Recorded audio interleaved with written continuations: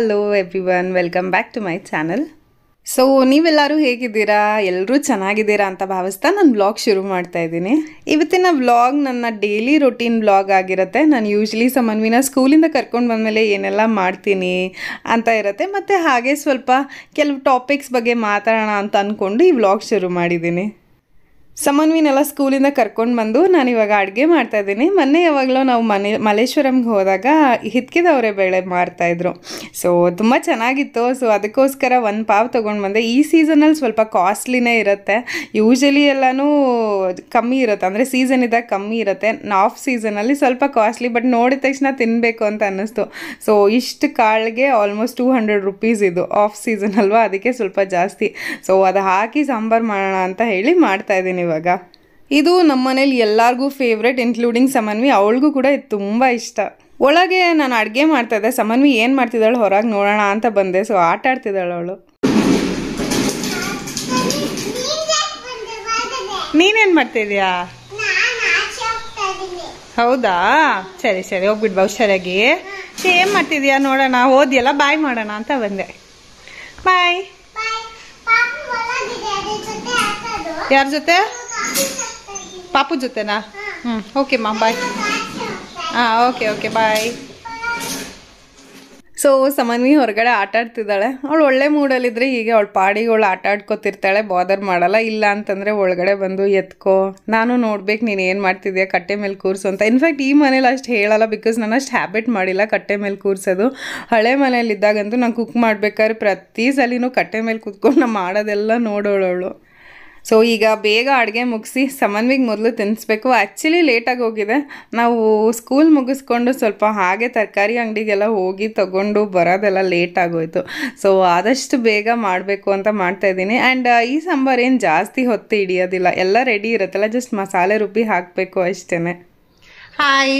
So ಕೆಲಸ ಎಲ್ಲ ಮುಗಿಸಿ ಈಗ ಬಂದ ಆಚೆ ಕೂತಿದ್ದೀವಿ. ಸೊ ಊಟ ಮಾಡೋಕ್ಕೆ ಅಂತ ಕೂತಿದ್ದೀವಿ. ಇದು ನಂದು ಸಮನ್ವಿದು ಫೇವ್ರೆಟ್ ಸ್ಪಾಟ್. ಆಚೆ ಮೇನ್ ಡೋರ್ ಹತ್ರ ಆಚೆ ಕುತ್ಕೊಂಡು ಆರಾಮಾಗಿ ಊಟ ಮಾಡೋಣ ಅಂತ ಕೂತಿದ್ದೀವಿ. ಫಸ್ಟ್ ಅವಳಿಗೆ ಊಟ ಮಾಡಿಸಿ ಅದಾದ್ಮೇಲೆ ನಾವು ಊಟ ಮಾಡೋಣ ಅಂತ. ಬಾಮ. ಸೊ ಇವತ್ತು ಸಮನ್ವಿ ಸ್ವಲ್ಪ ಸ್ಕೂಲಲ್ಲಿ ಅಳ್ತಾ ಇದ್ಲು. ಯಾಕೆ ಪುಟಾಣಿ ಅಳ್ತಾ ಇದ್ದೆ ಸ್ಕೂಲಲ್ಲಿ? ಅಮ್ಮ ಯಾಕೆ ಬೇಕು? ಬೆಳಗ್ಗೆ ಹೇಳಿದ್ನಲ್ವಾ ಬೇಗ ಹೋಗಿ ಆರಾಮಾಗಿ ಬಂದ್ಬಿಡುವ ಅಂತ. ಏನು ಇಷ್ಟ ಇರ್ಲಿಲ್ಲ? ಹೌದಾ, ಏನ್ ಮಾಡಿದೆ ಸ್ಕೂಲಲ್ಲಿ ಇವತ್ತು?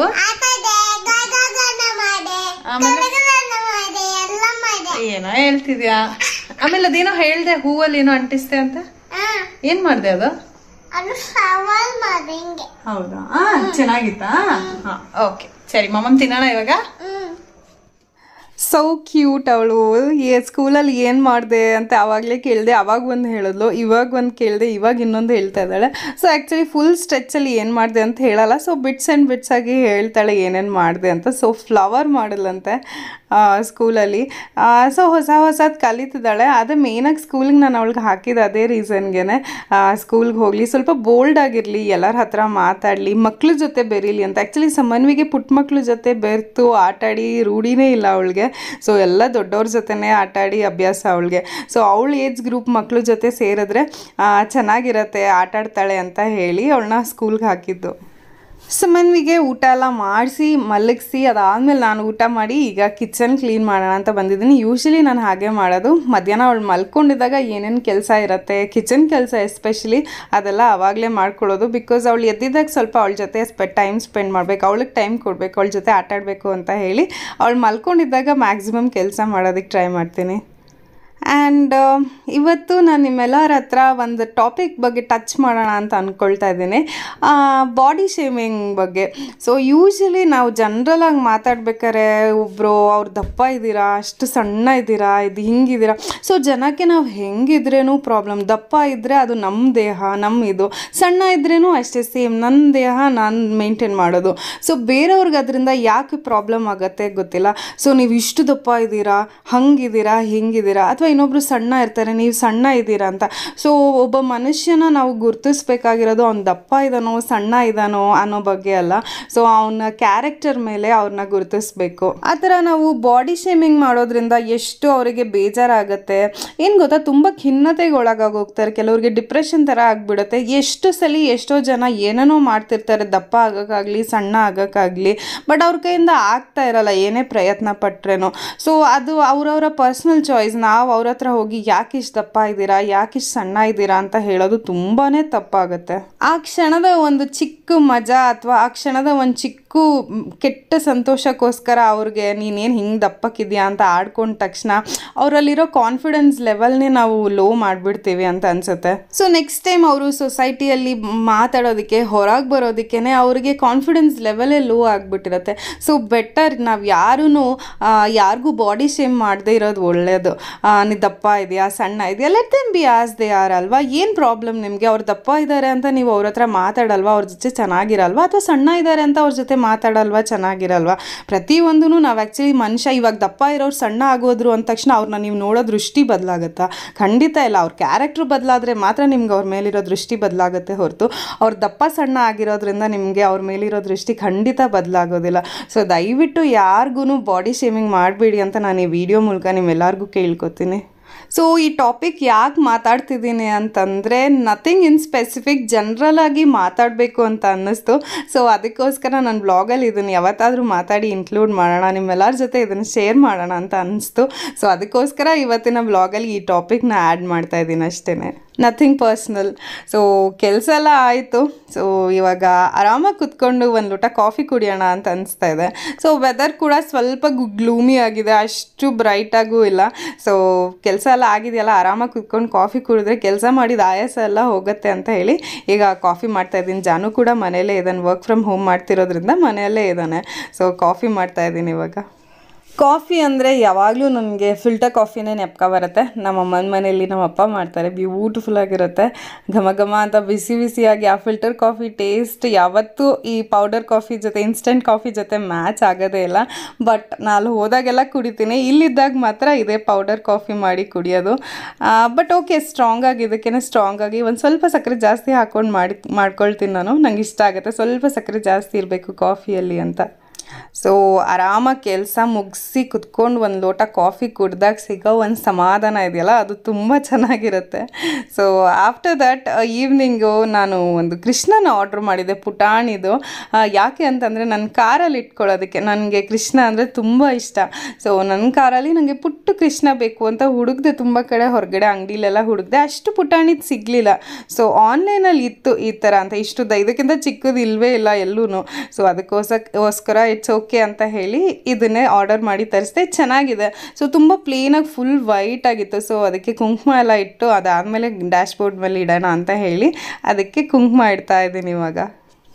ಸೊ ಕುಂಕುಮಕ್ಕೆ ಸ್ವಲ್ಪ ನೀರು ಮತ್ತು ಒಂದು ಸ್ವಲ್ಪ ಬೆಲ್ಲದ ಪುಡಿ ಸೇರಿಸ್ಕೊಂಡು ಇಡ್ತಾ ಇದ್ದೀನಿ. ಸೊ ಅದಕ್ಕೆ ಸ್ವಲ್ಪ ಜಾಸ್ತಿ ದಿನ ಇರುತ್ತೆ ಅಂತ. ಅಂಟು ಮತ್ತು ಕುಂಕುಮ ನೀರು 3 ಸೇರಿದ್ರೆ ಜಾಸ್ತಿ ನೀಟಾಗಿ ಅಂಟ್ಕೊಳ್ಳುತ್ತೆ, ಅದಾದಮೇಲೆ ಜಾಸ್ತಿ ದಿನ ಇರುತ್ತೆ ಅಂತ ಹೇಳಿ. ಬಿಕಾಸ್ ಡ್ಯಾಶ್ ಬೋರ್ಡ್ ಮೇಲೆ ಇರೋದಲ್ವ, ಅವಾಗವಾಗ ತೆಗೆದು ನಾವು ಅಂಟ್ಸೋದಕ್ಕಾಗಲ್ಲ ಮತ್ತು ಹಚ್ಚೋದಕ್ಕೂ ಕಷ್ಟ ಆಗುತ್ತೆ. ನನಗಂತೂ ಕೈ ನಡ್ಗುತ್ತೆ ಅಷ್ಟು ಪುಟ್ಟದಕ್ಕೆ ಏನಾದರೂ ಇಡಬೇಕು ಅಂತಂದರೆ. ಸೊ ಅದಕ್ಕೋಸ್ಕರ ಇವಾಗಲೇ ಸ್ಟ್ರಾಂಗಾಗಿ ಇಟ್ಬಿಡೋಣ ಅಂತ ಹೇಳಿ ಇಡ್ತಾಯಿದ್ದೀನಿ.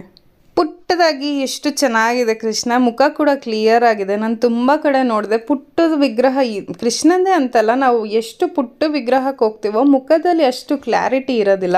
ಸ್ವಲ್ಪ ದೊಡ್ಡದಕ್ಕೆ ಹೋಗ್ತಿದ್ದಂಗೆ ಮುಖ ಕಣ್ಣು ಎಲ್ಲ ಕ್ಲಾರಿಟಿ ಇರುತ್ತೆ.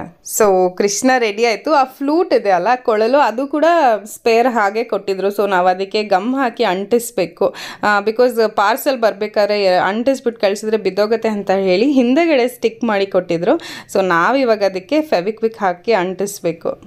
ಸೊ ಎಲ್ರಿಗೂ ಒಂದು ಇಷ್ಟ ದೇವರು ಅಂತ ಇರುತ್ತೆ. ಸೊ ನನಗೆ ತುಂಬ ಸ್ಟ್ರಾಂಗ್ ಬಿಲೀವ್ ಕೃಷ್ಣನ ಮೇಲೆ, ನಮ್ಮನ್ನ ಯಾವಾಗಲೂ ಕಾಪಾಡ್ತಾನೆ ಅಂತ ಹೇಳಿ. ನನಗೆ ಅದೇ ಥರನೂ ಆಗಿದೆ. ಸೊ ನಮ್ಮ ಕಾರಲ್ಲಿ ಎನಿ ಟೈಮ್ ಯಾವಾಗಲೂ ಕಾಪಾಡ್ತಾನೆ ಅಂತ ಹೇಳಿ ಈ ಕೃಷ್ಣನ ಇಲ್ಲಿ ಅಂಟಿಸ್ತಾ ಇದ್ದೀನಿ ಡ್ಯಾಶ್ ಬೋರ್ಡ್ ಮೇಲೆ. ಇವಾಗ ಜಾನುನೇ ಆ್ಯಕ್ಚುಲಿ ಅಂಟಿಸಿದ್ದು ನನ್ನ ಪ್ರಾಪರ್ ಪ್ಲೇಸ್ ಎಲ್ಲಿ ಅಂತ. ನನಗೆ ಅದೆಲ್ಲ ಚಿಕ್ಕದು ಮಾಡೋಕ್ಕೆ ಭಯ, ಅದು ಕೈ ನಡಗ್ದಂಗೆ ಆಗುತ್ತೆ. ಸೊ ಅದಕ್ಕೋಸ್ಕರ ಜಾನುನೇ ಮಾಡ್ತಾನೆ. ಸೊ ಕೃಷ್ಣನ ಅಂಟಿಸಿದ ಮೇಲೆ ಇದು ಕ್ಯಾಂಪ್ಯೂರ್ ಅಂತ ಆರ್ಗ್ಯಾನಿಕ್ ಕಾರ್ ಏರ್ ಫ್ರೆಶ್ನರು ತುಂಬ ಚೆನ್ನಾಗಿರುತ್ತೆ. ಫುಲ್ ಕರ್ಪೂರದ ವಾಸನೆ, ಫುಲ್ ಡಿವೈನ್ ಫೀಲಿಂಗ್ ಬರುತ್ತೆ. ಕಾರ್ ಒಳಗಡೆ ಕುತ್ಕೊಂಡ ತಕ್ಷಣವೇ ಕರ್ಪೂರದ ಘಮ ಹಾಗೆ ಬರುತ್ತೆ. ಇದರಲ್ಲಿ ಬೇರೆ ಬೇರೆ ಫ್ಲೇವರ್ಸ್ ಇರುತ್ತೆ. ಕರ್ಪೂರ, ಅದಾದಮೇಲೆ ಸ್ಯಾಂಡಲ್ವುಡ್ಡು, ಅದಾದಮೇಲೆ ರೋಸು, ಲ್ಯಾವೆಂಡರ್ ಆ ಥರ ಇದೆ. ಫುಲ್ ಆರ್ಗ್ಯಾನಿಕ್ ಪರ್ಫ್ಯೂಮ್ ಇದು. ಇದರಲ್ಲಿ ಯಾವುದೇ ಸಿಂಥೆಟಿಕ್ ಫ್ಲೇವರ್ಸ್ ಆಗಲಿ ಏನೂ ಇರೋದಿಲ್ಲ. ನನಗೆ ಈ divine feel in the car ತುಂಬ ಚೆನ್ನಾಗಿ ಅನಿಸುತ್ತೆ. ಕುತ್ಕೊಂಡ ತಕ್ಷಣ ಒಂದು ಒಳ್ಳೆ ಮೂಡಲ್ಲಿ ಕುತ್ಕೊಂಡ ತಕ್ಷಣ ಒಳ್ಳೆ ಮೂಡು ನಿಮಗೆ ಒಳ್ಳೆ ನೀಟಾಗಿ ಡ್ರೈವ್ ಮಾಡೋದಕ್ಕೆ ಸ್ಫೂರ್ತಿ ಕೊಡುತ್ತೆ. ಸೊ ಅದಕ್ಕೋಸ್ಕರ ಇಷ್ಟು ಒಳ್ಳೆ ಕಾರ್ ಪರ್ಫ್ಯೂಮು. ಸಮ್ ಪರ್ಫ್ಯೂಮ್ಸ್ ಇರುತ್ತೆ ತುಂಬಾ ಸ್ಟ್ರಾಂಗ್ ಇರುತ್ತೆ, ತಲೆನೋವು ಬರುತ್ತೆ. ಅದಕ್ಕೆ ನಮ್ಮದು ಹೋಂಡಾ ಸಿಟಿ ಕಾರಲ್ಲಿ ನಾನು ಪರ್ಫ್ಯೂಮೇ ಹಾಕ್ಸಿಲ್ಲ. ಜಾನುಗೆ ಇದುವರೆಗೂ ನಾನು ಪರ್ಫ್ಯೂಮ್ ಹಾಕೋಕ್ಕೆ ಬಿಟ್ಟಿರಲಿಲ್ಲ, ಬಿಕಾಸ್ ಅದು ತಲೆನೋವು ಬರುತ್ತೆ ಸಿಂಥೆಟಿಕ್ ಪರ್ಫ್ಯೂಮ್ಸು. ಸೊ ನಿಮ್ಗೆ ಯಾರಿಗಾದ್ರೂ ಬೇಕಂದ್ರೇನು ಈ ಥರ ಡಿವೈನ್ ಫೀಲಿಂಗ್ ನಿಮ್ಮ ಕಾರಲ್ಲಿ ಕ್ಯಾಂಪ್ಯೂರ್ ಅಂತ ಆನ್ಲೈನಲ್ಲಿ ಏನಾದ್ರು ಸಿಗುತ್ತೆ. ನಾನು ಆನ್ಲೈನಲ್ಲೇ ತರಿಸಿದ್ದು. ಇನ್ಫ್ಯಾಕ್ಟ್ ಇದು ಬಿಗ್ ಬಾಸ್ಕೆಟಲ್ಲಿ ತರಿಸಿದ್ದು ನಾನು, ಪುಟ್ಟದು. ಸೊ ನೀವು ಬೇಕಾದರೆ ಅದರಲ್ಲೇ ತರಿಸ್ಕೋಬೋದು. ಅದಾದಮೇಲೆ ಇದು ನಾನು ನೆಕ್ಸ್ಟ್ ಡೇ ಶೂಟ್ ಮಾಡಿದ್ದು. ನನಗೆ ಪುಟ್ಟು ಹಾರ ಸಿಕ್ಕಿರಲಿಲ್ಲ. ಸೊ ಅದಾದಮೇಲೆ ಸಂಜೆ ಹೋಗಿ ಈ ಥರ ಪುಟ್ಟದೊಂದು ಹಾರ ತೊಗೊಂಡು ಬಂದೆ, ಬೋಳ್ ಆಗಿರುತ್ತೆ ಅಂತ ಹೇಳಿ. ಸೊ ಅದನ್ನು ತೊಗೊಂಬಂದು ನೆಕ್ಸ್ಟ್ ಡೇ ಮಾರ್ನಿಂಗ್ ಸಮನ್ವಿನ ಸ್ಕೂಲಿಗೆ ಬಿಟ್ಟು ಬಂದು ಇದನ್ನು ಹಾಕ್ತಾಯಿದ್ದೀನಿ. ಇದೆಲ್ಲ ಪೂರ್ತಿ ಹಾಕಿದ್ಮೇಲೆ ಕೃಷ್ಣ ಅಂತ ಎಷ್ಟು ಮುದ್ದ ಕಾಣಿಸ್ತಿದ್ದಾನೆ ಅಂತ ಅನಿಸುತ್ತೆ. So that's all for today. ಇವತ್ತಿನ ವ್ಲಾಗ್ ನಿಮ್ಮೆಲ್ಲರಿಗೂ ಹೇಗೆ ಅನಿಸ್ತು? ಇಷ್ಟ ಆಯಿತಾ? ಇಷ್ಟ ಆಗಿದ್ದರೆ ಲೈಕ್ ಮಾಡಿ ಮತ್ತು ಕಮೆಂಟ್ ಮಾಡಿ ತಿಳಿಸಿ ಹೇಗೆ ಅನಿಸ್ತು ಅಂತ. ಸರಿ, ಮತ್ತೆ ಸಿಗೋಣ ನನ್ನ ನೆಕ್ಸ್ಟ್ ವ್ಲಾಗಲ್ಲಿ. ಅಂಟಿಲ್ ದೆನ್ ಟೇಕ್ ಕೇರ್, ಬಾಯ್.